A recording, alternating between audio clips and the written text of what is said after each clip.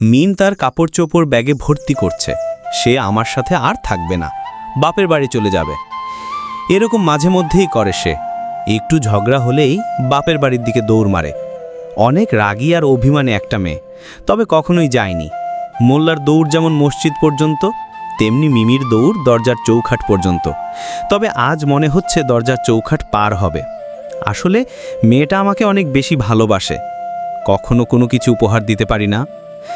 যা বেতন পাই তা সংসারের খরচ করতেই চলে যায়। এই তো সেদিন পাগলিটার জন্মদিন গেল, একটা শাড়ি পর্যন্ত তাকে দিতে পারিনি। তবুও সে কখনো কোনো অভিযোগ করেনি। ঝগড়াটা খুব বড় নয়। আজকে বিকেলে মিমকে নিয়ে বাহিরে ঘুরতে যাওয়ার কথা ছিল।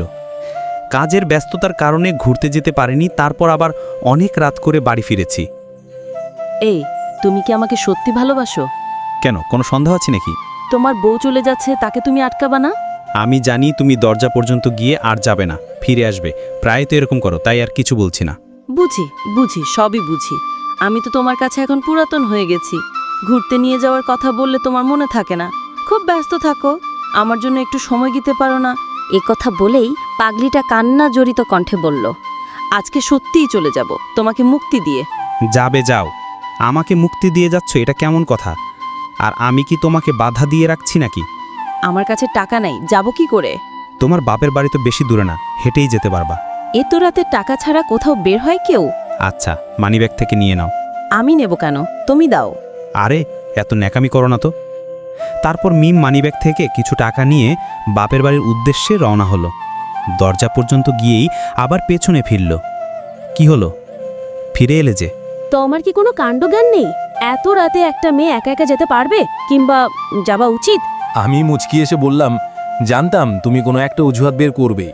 তুমি আমাকে এগিয়ে দিয়ে আসো, তাহলেই হবে। আমি একা যেতে পারবো না। দিন হলে তোমাকে আর বলতাম না, পারবো না। কেন পারবে না? দেখছই তো, লুঙ্গি পরে আছি, খালি গায়ে। তো কি হয়েছে? বাহিরে যে অন্ধকার, লুঙ্গি ছাড়া গেলেও কেউ দেখবে না। পাগলিটার জোড়াজুড়িতে আমি না পেরে লুঙ্গি পরেই বের হই। সাথে একটা গেঞ্জিও নিয়ে নিলাম। ব্যাগটাও কি আমাকে নিতে হবে? কেমন স্বামী তুমি?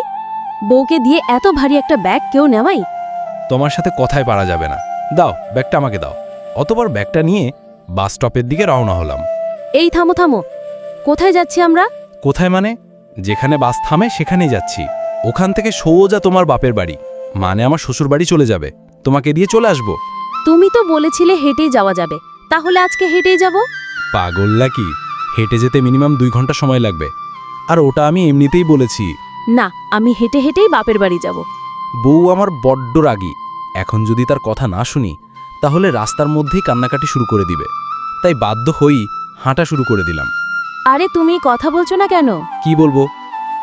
আরে বেচারা, বউ চলে যাবে দেখে মনটা খারাপ?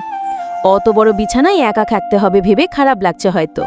রান্না করতে হবে, কাপড় কাচতে হবে, কি কষ্টটাই না হবে।